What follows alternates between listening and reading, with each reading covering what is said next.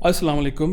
Welcome to another episode of infinity TV. हम लोग एक ऐसे दौर में रह रहे हैं जिसमें एक सिंपल चीज़ जैसे कि सही और गलत, करेक्टनेस बेसिकली एक स्पेक्ट्रम के ऊपर आ चुकी है।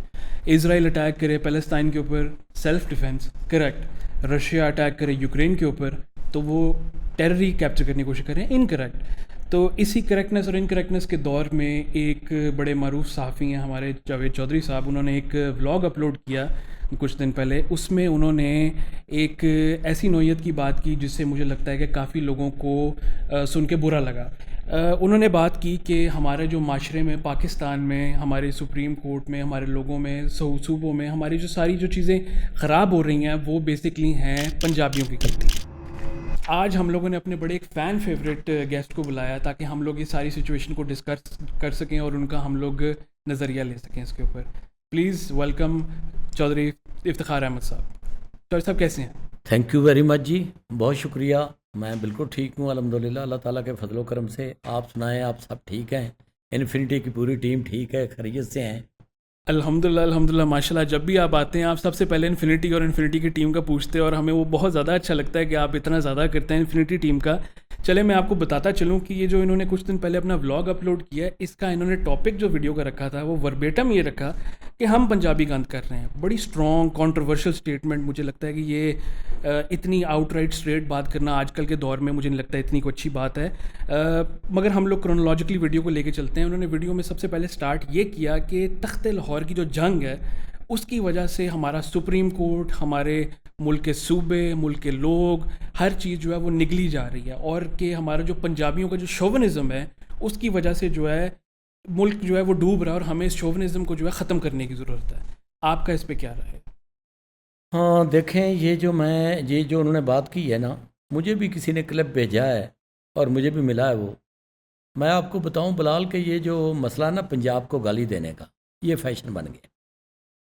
ये जावेद चौधरी साहब अकेले नहीं हैं इसमें। इसमें कुछ दिन पहले अबसार आलम साहब ने भी यही काम किया। इसमें अनवर मकसूद साहब ने भी कहा कि इस फिल्म का डायरेक्टर जो है वो पंजाब होता है। इसमें हामिद मीर साहब ने भी किसी ज़माने में बात की। इसमें बलोची बोलता है, सिंधी बोलता है, अपना कोई सूबा खैबर पख्तूनख्वा से बोलता है। तो ये फैशन बन गया है पंजाब को गाली देना। और उसकी वजह भी शायद ज़्यादा जो है वो ये है कि चूँकि ये हमारे साथ नत्थी करते हैं पंजाब के साथ फ़ौज को। ये एस्टेब्लिशमेंट कहते रहते हैं, सीधी बात करनी चाहिए कि ये फ़ौज को नत्थी करते हैं। लेकिन अब मैं भी इस जगह पे आ गया हूँ कि इनकी बातें सुन सुन के जब वो बंदा होता है ना कि बहुत बेजार होता है। यार 13 करोड़ का सूबा है, 13 करोड़ लोगों की आप दिल आज़ारी करते हैं एक उनको कह के कि पंजाबियों ने ये किया, पंजाबियों ने ये फैशन बन गया है। अपनी माँ को गाली देना यानी अपने दीन को गाली दे के आप यूरोप में पॉपुलर होने की कोशिश करते हैं। इसी तरीके से ये जावेद चौधरी, मुझे नहीं पता वो उनका तल्लक कहाँ से है, लेकिन जहाँ से भी है वो एक सो काल दानश्वर हैं। वो अपने आप को खुद ही, वो कभी मशरक़ की बात कर रहे होते हैं, कभी मैं उनकी कई बातें सुनता भी रहता हूँ, कभी मगरब में पहुँचे होते हैं, कभी वो उनका कोई सर पैर नहीं होता किसी बात का भी। और तकरीबन हाफ से ज़्यादा चीज़ें उनकी जो है वो फैक्ट एंड फिगर के ख़िलाफ़ होती हैं। बात यह है कि आप लोगों को क्या देने के लिए आए। अगर तो आप लोगों को एक नॉलेज देने के लिए आए कि यार ये बातें हैं जिनके ऊपर पर्दा पड़ा हुआ था, हम इनको नकार रहे हैं, तो आप फिर उसमें आपका कम से कम झूठ की मिलावट उसमें नहीं होनी चाहिए। ये बहुत ही गलत बात है। लेकिन ये जो उन्होंने काम किया है ना, ये उन्होंने बहुत ही एक हटके अपने रास्ते से, मुझे नहीं पता, खुद भी कहता है मैं पंजाबी हूँ, तो तू कैसा पंजाबी है भाई? पहले ये बात का या तो इसके साथ को तू ऐसी चीज़ें दे ना, कोई दलील दे, कोई सबूत दे जिसके साथ साबित हो कि यार ये देखें ये किया है। अब मैं उसको चैलेंज करता हूँ कि अगर वो इस बात पे, अपनी बात पे माजरत करनी चाहे तो उसको करनी चाहिए। इस बात पे उसको माजरत करनी चाहिए। 13 करोड़ लोगों का उसने दिल दुखाया है, इस पे उसको माजरत करनी चाहिए। और ये 13 करोड़ नहीं है, आज भी मशरक़ी पंजाब, हिमाचल प्रदेश और हरियाणा जो है ना, इंडिया में रियासतें, वो भी अपने आप को पंजाबी कहते हैं। तो ये पंजाबी की जो गाली देना है ना, ये बंद करें।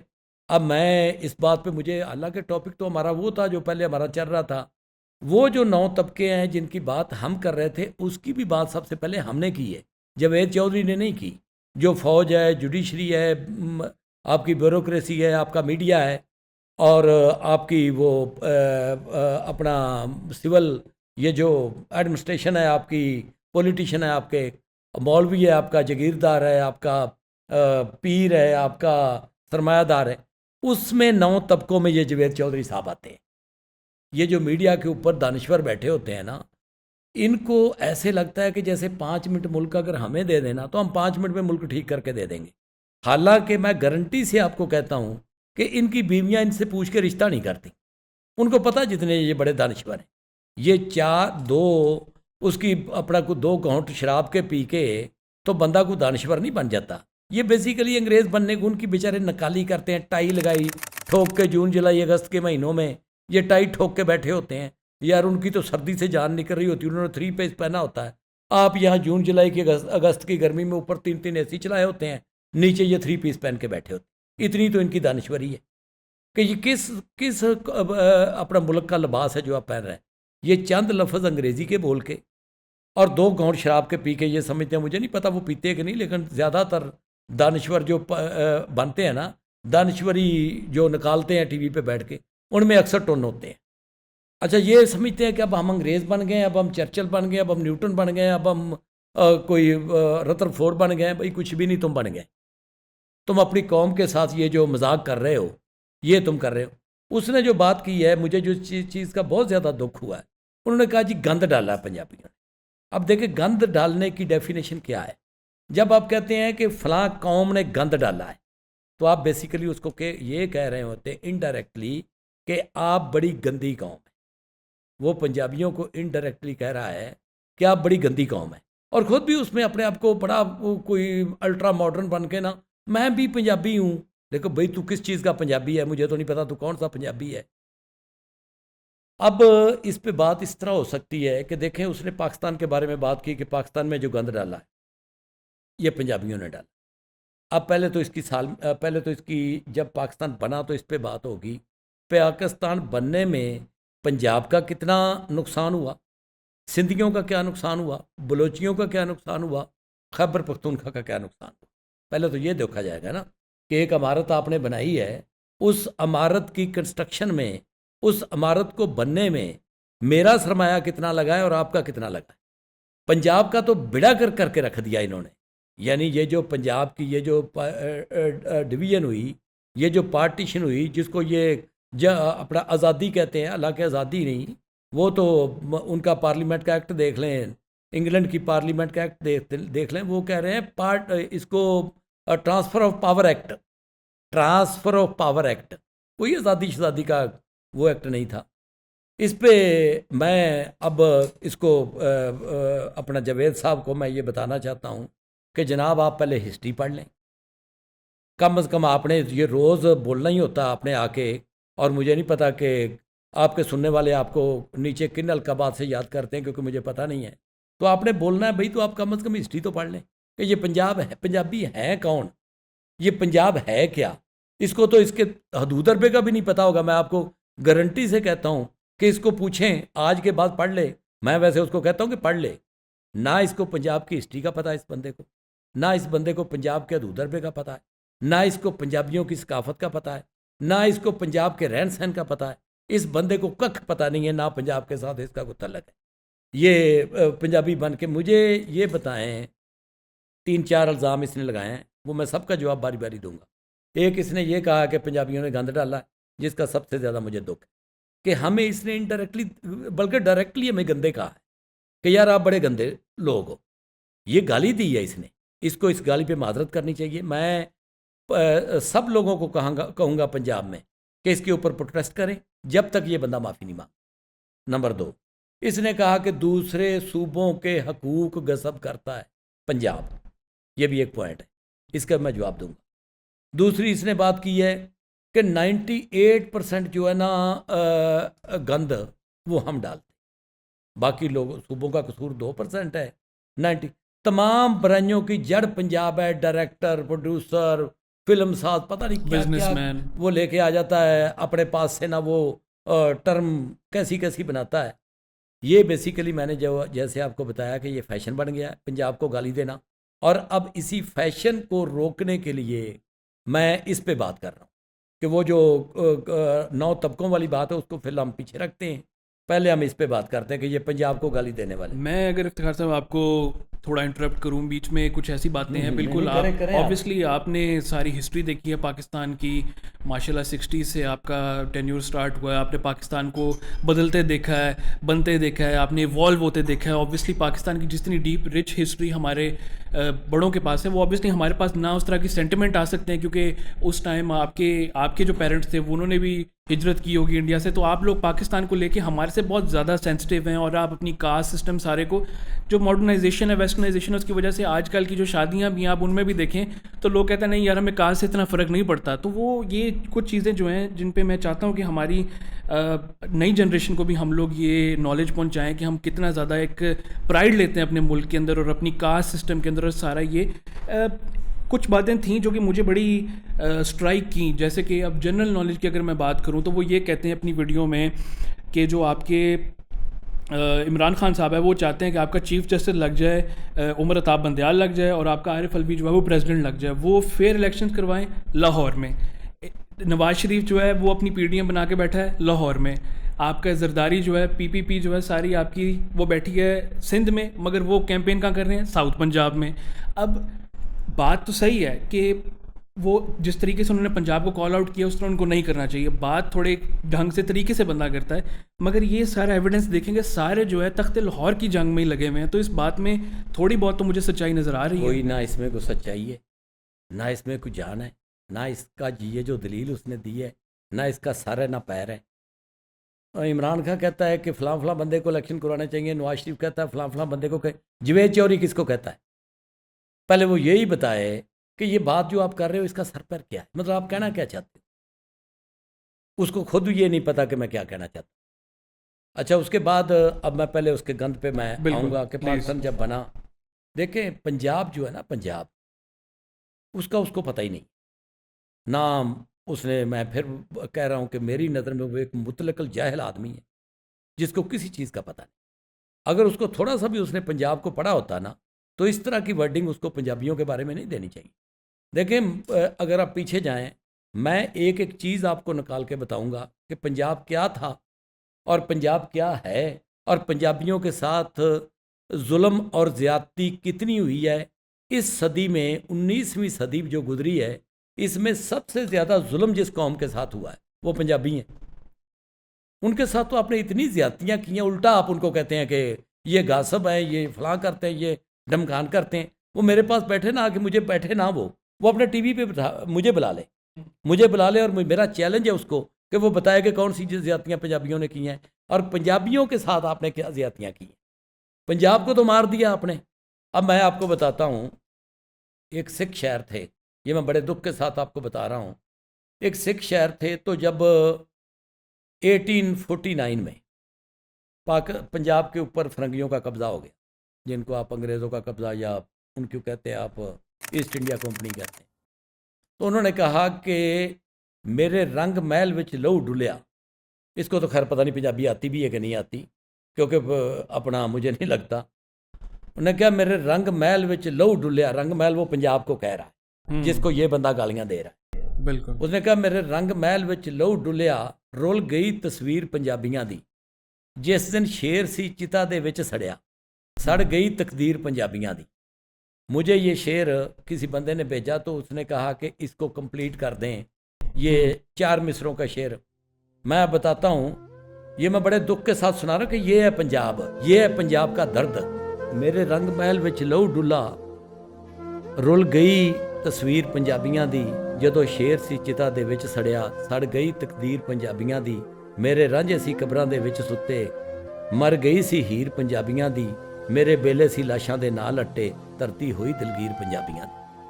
ये आप इस शेर को ज़रा रख के इस आईने में, तो फिर देखना कि ये कितने दुख की बात है। बिल्कुल। उसको तो बेचारे को पता ही नहीं ना कि पंजाब के साथ आपने किया क्या है। अच्छा, उसके बाद आप आ जाए कि ये तो वो पाकिस्तान से मैं, ये आप तमाम इस्लामी किताबें पढ़ लें, तमाम इस्लामी जितनी ये इन्होंने हिस्ट्री सो कॉल, जिसको ये हिस्ट्री कहते हैं ना, जो पंजाब में इन्होंने, ये जो पाकिस्तान में इन्होंने एक बच्चों का जहन बंद करने के लिए इन्होंने एक गलत हिस्ट्री और गलत मुताला पाकिस्तान पढ़ाते हैं। सब में आपने लिखा देखा होगा कि जनाब वो शेर मैसूर, मैं उनकी बहुत इज्जत करता हूँ, अपना टीपू सुल्तान की आखिरी दीवार थी अंग्रेज़ों के आगे। ऐसे ही है ना, 1799 में शेर मैसूर जब सरंगापट्टम फतह हो गया तो अंग्रेज़ों के आगे से आखिरी दीवार गिर गई। ऐसे ही कहते हैं ना। इसके कान पकड़ के जाके ये पूछना कि 1799 में सरंगापट्टम पे झंडा लहरा दिया गया ईस्ट इंडिया कंपनी का, लेकिन पंजाब तो वो 1849 तक फतह नहीं कर सके। 1849 तक जब फतह कर लिया उन्होंने सरंगापट्टम, तो पंजाब उसके 50 साल तक खड़ा रहा। ये पंजाबी खड़े रहे जिनको ये गालियाँ देता है। यही पंजाबी फौज थी जो सतलज पे जाके पहली एंग्लो सिख जंग जिन्होंने लड़ी। सिख बेचारे तो बराए नाम थे ना आपकी, यही पंजाबियों की फौज थी जो लड़ती थी। सिख तो 13% थे टोटल यहाँ पे, वो कुछ सिखों की फौज थोड़ी होती थी। उसका तो राजा रणजीत सिंह का तो जो वज़ीर आज़म था वो भी मुसलमान था, अजीज़ुद्दीन। और वो तो मुसलमानों के बगैर वो मोरा के साथ उसने शादी की। मोरा मस्जिद अभी भी आपके पास जो मस्जिद बनवाई उसने, इतने झूठ बोलते हैं रणजीत सिंह के ऊपर जिसकी कोई हद ही नहीं है इनकी। और वो बंदा आखिरी जो किला था उनके आगे वो ये पंजाब था जो 1849 में जाके फतह हुआ, ईस्ट इंडिया कंपनी ने किया। अच्छा, ये उसके अलावा भी मैं पंजाबियों की बहादुरी की पहले मैं बात बता दूं इसको। अपना आपने सिकंदर आज़म का नाम सुना होगा। बिल्कुल। पहली बात तो ना ये है कि ये सिकंदर आज़म भी नाम इन्होंने रखा हुआ है, इनकी फूफी का बेटा था। कोई उसका नाम सिकंदर आज़म नहीं था। आप बेहतर जानते हैं उसका नाम क्या था। वो बेचारा यूनान का रहने वाला था। वहाँ पे सिकंदर नाम रखते हैं। यूनान में जाके मुझे एक आध सिकंदर और भी निकाल के दिखाएं। इतनी झूठी हिस्ट्री इन्होंने बनाई हुई है। उस बंदे को पंजाबियों ने रोका था जाके दरिया झेलम पे। राजा पोर्स कौन था? वो हमारा बड़ा था भाई। पंजाबियों की फौज ने उसको रोका था और पंजाब से शिकस्त खा के वो वापस गया, और उन्हीं जख्मों की ताब ना लाते हुए वो बंदा मर गया। हाँ जी, पोरस की ये जो ग्रीक हिस्ट्री बताती है, काफ़ी ग्रीक हिस्ट्री में ये असल में कन्फ्यूजन यहाँ पे आती है कि वो कहता है कि पोरस को उन्होंने पूरी बैटल इसकी दिखाई, वो जो उन्होंने वहाँ पे की उसकी आप देखें कैसे पोरस का बेटा वहाँ पे शहीद हुआ, वहाँ पे उन्होंने लड़ाई सारी की। अब सिकंदर आज़म जो है Alexander the great for some of our views, वो अलेक्जेंडर द ग्रेट ने पोरस को हरा के अपना वहाँ पे उसको ज़मीन दे दी। अब लोग इस पे कहते हैं कि यार हारने वाला कब ज़मीन देता है। इसके ऊपर काफ़ी सारी ग्रीक मिथोलॉजी के अंदर प्रेसिडेंट सेट हुआ है कि उसने पहले हराए हुए किंग्स को भी उसने उनकी कुछ जगह थी अपनी उसके अंदर से जो उसने टेरिटरी कैप्चर की थी उसके अंदर से ने कहा कि यार तुम्हें मैं यहाँ का बादशाह बना देता हूँ मगर तुम मेरे नीचे बादशाह बनोगे। तो ये जर्नीस था, एट्रियस था, इस तरह के कुछ 4-5 और किंग्स हैं जो उन्होंने अपने नीचे लगाए। तो अगर आप हिस्ट्री को अगर देखें तो ग्रीक मिथोलॉजी और इंडियन हिस्ट्री दोनों इकट्ठी करके देखें तो ये बात तो है कि उसने अपने पुराने जो फतेह किए हुए जो किंग्स थे, बादशाह थे, उन्होंने उनको वापस अपनी फ़ौज में रखा उन्हें। तो इसी तरह वो कहते हैं कि पोरस को भी उसने हरा के अपनी फ़ौज में रखा।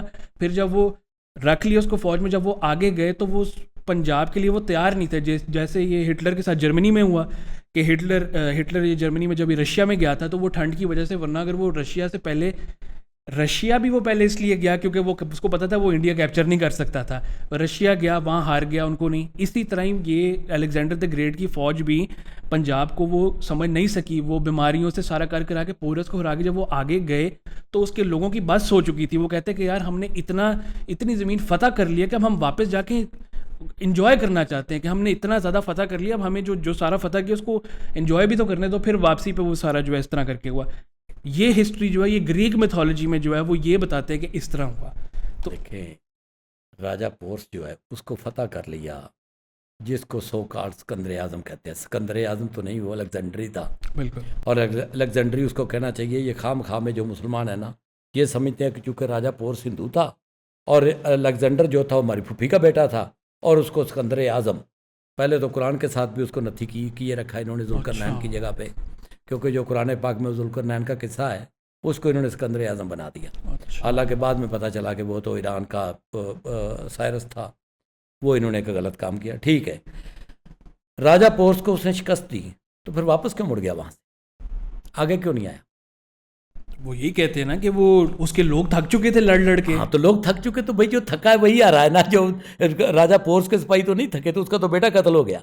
बेटे कत्ल होने के बाद भी मैदान में उसी शान से उतरा है। उसने तो नहीं कहा कि ये तो झूठी कहानियां करते हैं कि उसके जनाब जो वो हाथी थे, राजा पोर्स के हाथी, उन्होंने अपने ही लोगों को कुचलना शुरू कर दिया। भाई कुचली गई फौज राजा पोर्स की, बिल्कुल ठीक है, जीत गया अलेक्जेंडर, तो फिर दिल्ली तक जाता ना, वापस क्यों मुड़ गया? कभी को फाते देखा है कि जो इतनी शान से आए और अगली कौम को फतह कर ले, और फतह करने के बाद उसके बाद वापस चला जाए? देखें, इसमें तो कोई शक की बात नहीं है कि वो डर के ही पीछे हटा। जब वो आगे वहाँ पहुंचा, अभी तो सिर्फ उसने पोरस हराया था, आगे तो और इतने इतने बड़े बादशाह बैठे थे, बहुत बड़ी बड़ी फौजें लेके बैठे थे। उस वक्त पोर्स की सबसे बड़ी रियासत थी। अच्छा। और ये पंजाब की रियासत जो है ना, ये हमेशा से बड़ी ताकतवर रियासत रही है। राजा आनंदपाल हो या राजा जयपाल हो या महमूद गजनवी का भी जब यहाँ पे लड़ाइयाँ होती थी आगे, तो पंजाबियों के साथ ही वो जंगें उसकी हुई हैं। तो राजस्थान के जो देखें, ये पंजाब का भी लोगों को पता नहीं है कि पंजाब क्या था। बिल्कुल। पंजाब जब अंग्रेज़ों ने आके छीना है सिखों से, तो पंजाब में आज ज़रा गिनते जाएं कि कितने सूबे शामिल थे। अपना मशरकी पंजाब, हरियाणा, और क्या तीसरी उनका जो 3 टोटे उन्होंने कर दिए, अभी मुझे नाम याद आ जाएगा। पंजाब के उन्होंने 3 सूबे बना दिए ना। बिल्कुल। प्रदेश क्या, एक तो उत्तर प्रदेश है, कि दूसरा उत्तर प्रदेश तो पंजाब का नहीं है, दूसरा जो है वो पंजाब का उन्होंने किया हुआ। ठीक हो गया। 3 सूबे बन गए जाके पंजाब में, और चौथा ये पंजाब, ये जो 13 करोड़ का जिसको ये गालियां देते हैं जवेद साहब। बिल्कुल ठीक हो गया।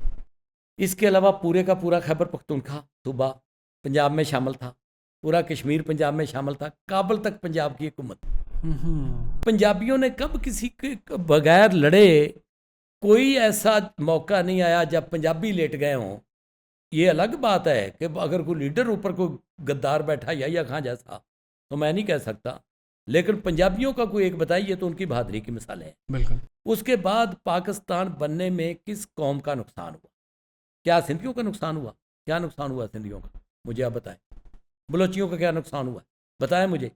सारे सरदार उनके पूरी पाकिस्तान की हुकूमत से पैसे लेके लूट लूट के खा रहे हैं।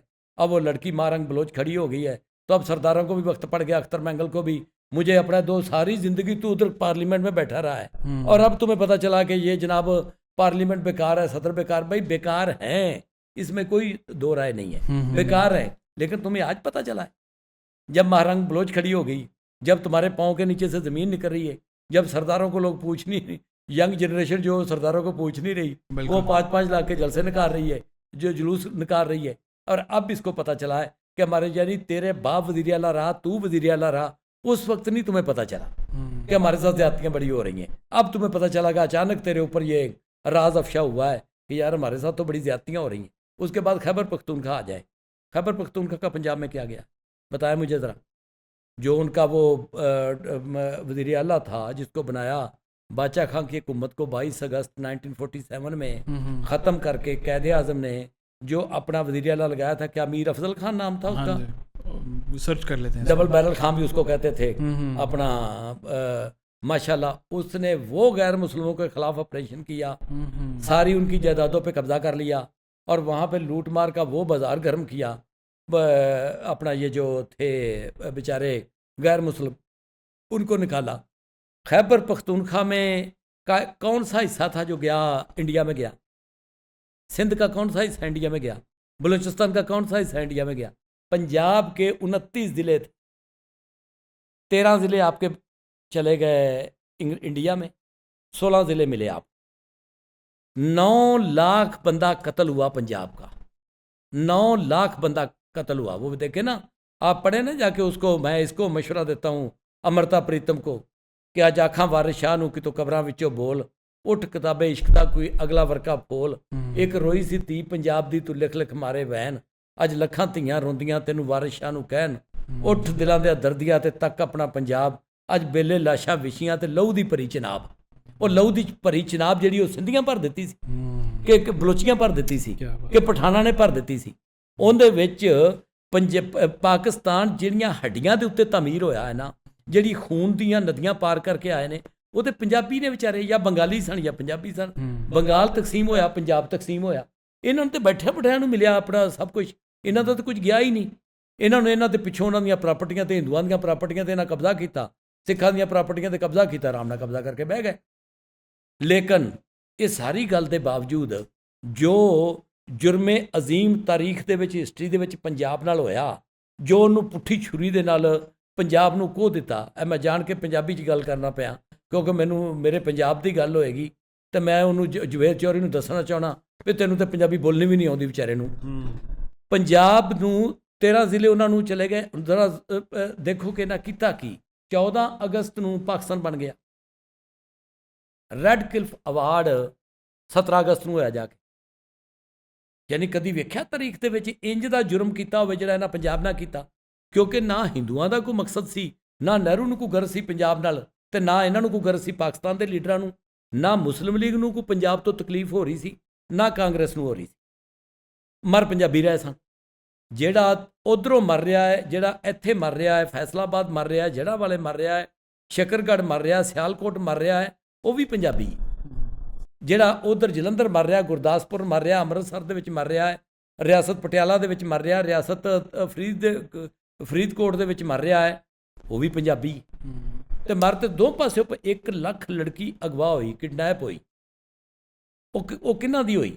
ਉਹ ਇਹਨਾਂ ਦੀ ਹੈ ਬਲੋਚੀਆਂ ਦੀ ਹੋਈ, ਉਹ ਖੈਬਰ ਪਖਤੂਨਖਵਾ ਵਾਲਿਆਂ ਦੀ ਹੋਈ, ਉਹ ਸਿੰਧੀਆਂ ਦੀ ਹੋਈ, ਉਹ ਪੰਜਾਬੀਆਂ ਦੀ ਹੋਈ ਵਿਚਾਰਿਆਂ ਦੀ, ਜਿਨ੍ਹਾਂ ਦੀਆਂ ਕਬਰਾਂ ਦੇ ਉੱਤੇ ਤੁਸੀਂ ਇਹ ਪਾਕਿਸਤਾਨ ਬਣਾਇਆ ਤੇ ਤੁਸੀਂ ਉਹਨਾਂ ਨੂੰ ਗਾਲਾਂ ਦੇਣਾ ਸ਼ੁਰੂ ਕਰ ਦਿੰਦੇ ਹੋ। ਯਾਨੀ ਜਿਨ੍ਹਾਂ ਦੀਆਂ ਕਬਰਾਂ ਦੇ ਉੱਤੇ ਤੁਸੀਂ ਪਾਕਿਸਤਾਨ ਤਾਮੀਰ ਕੀਤਾ ਹੈ, ਉਹਨਾਂ ਨੂੰ ਤੁਸੀਂ ਗਾਲਾਂ ਦੇਣੀਆਂ ਸ਼ੁਰੂ ਕਰ ਦਿੰਦੇ ਜੋ ਕਿ ਬੈਠ ਕੇ ਫੈਸ਼ਨ ਬਣ ਗਿਆ ਕਿ ਜਨਾਬ ਆਪਣਾ ਜਦੋਂ ਵੀ जिस बंदे ने भी बोलना उन्हें पहले पंजाब में गाल कढ़नी। ये तो अभी मैं पाकिस्तान बनने पे हूँ कि पंजाब की कब्रों पे आपने पाकिस्तान बनाया है। पहले तो आप ये नोट करें। इसके बाद मैं बताऊँगा कि उसके बाद पंजाब पाकिस्तान के साथ ये जो वो कहता है 98% गंद जो है डाला पंजाबियों ने, ये मैं उसको बताऊँगा कि 98% गंद किसने डाला है, ये भी मैं बताऊँगा। पाकिस्तान की हिस्ट्री को वो उसका जो अहद बाहद जो उसके मामलात हैं उनको देखेंगे। मैं सिर्फ आज ये बताना चाहता था कि मैं जावेद चौधरी को एक मौका देता हूँ कि वो पंजाबियों से माफ़ी मांगे। ये बहुत ही गलत बात उन्होंने की है। मैं उसको पता ही नहीं कि पंजाब ने किस तरह खून दिया इस पाकिस्तान को, बिल्कुल उसको पता ही नहीं इस बात का। वो पंजाब के अगर आप खून की बात करें ना तो उसको जो एक शेर मैं सुनाता हूँ पंजाबी का। शिव कुमार बटालवी थे, शकरगढ़ के रहने वाले। अच्छा। इंडिया में चले गए थे बेचारे, इनको तो ये भी नहीं पता होगा कि शिव कुमार बटालवी कौन है। वो उनका एक शेर है, मैं आपको बताता हूँ कि पंजाब के साथ एग्जैक्टली ये हुआ। उसने कहा, अजीब जिहा वेख्या मैं प्यार तेरे शहर दा, अजीब जिहा वेख्या मैं प्यार तेरे शहर दा, मसीहा भी मैं वेख्या बीमार तेरे शहर दा, इत्थे मेरी लाश भी बेच दी गई है, फिर भी नहीं लथया उधार तेरे शहर दा। यानी पंजाब की लाश भी तुम लोगों ने बेच दी और फिर भी तुहाडा उधार नहीं लथा, फिर भी तुसी उठ के ते फैशन की जगह ते गाली कढ़दे हो पंजाब नूं। कोई जिथों मर्जी कोटदा, बई किसी का भी कसूर हो सकता है, उस बंदे की गल करो। तुसी सूबियां दे दरम्यान मनाफरत, सूबियां दे दरम्यान बदगुमानियां, सूबियां दे दरम्यान नफरत दीयां दीवारां खड़ियां कर रहे हो। ये हक है तुहाडा। इस तरह पाकिस्तान तरक्की कर जाएगा? यानी पाकिस्तान नूं बनाउण वास्ते, पाकिस्तान की तरक्की वास्ते तुसा पंजाब नूं कब्रस्तान बनाता, खंडर बनाता। पंजाबी तो फिर भी नहीं बोले, पंजाबियां तो फिर भी उफ तक नहीं की विचारियां ने। इनका ममदू बिलावल जरदारी जिहदियां तारीफां करदा जावेद चौधरी दी अपना बुल सुक जाते हैं, और उहदे वालदे मोहतरम आसफ जरदारी जिहदे इर्द गिर्द इंज घुमदा है जिस तरह अपना अपना कोई रखवाला रखिया हुंदा। मैं हुण की कहां, उहदा मैं नां नहीं लेना चाहुंदा। वो पुट्टो जिहदी याद दे विच अजे तक आंसू बहाउंदा रहिंदा। वो हाकम जरदारी की वीडियो मौजूद है, कायदे आज़म नूं गाली कढ़दे हैं। मैं आपको दे दूंगा, आप लगा दें। हाकम जरदारी बिलावल जरदारी दे नाने दादे दी, सगे दादे दी वीडियो मौजूद है, कायदे आज़म नूं गाली कढ़दे हैं। हुण एक पंजाब दा लीडर भी मैनूं दस्से जिन्हें कायदे आज़म नूं गालां कढ़ियां होण। यानी यार बड़ी दुख की गल है कि सानूं तुसीं मारदे भी हो तो उन्हां नूं रोण नहीं दिंदे। उन्हां नूं कहंदे नहीं पंजाबी इंज ने, पंजाबी बई तुसीं मेरे नाल आ के बवो ना, मैं हुण तुहानूं पूरा दस के छड्डांगा कि पंजाबी कौन ने और तुसीं कौन जे।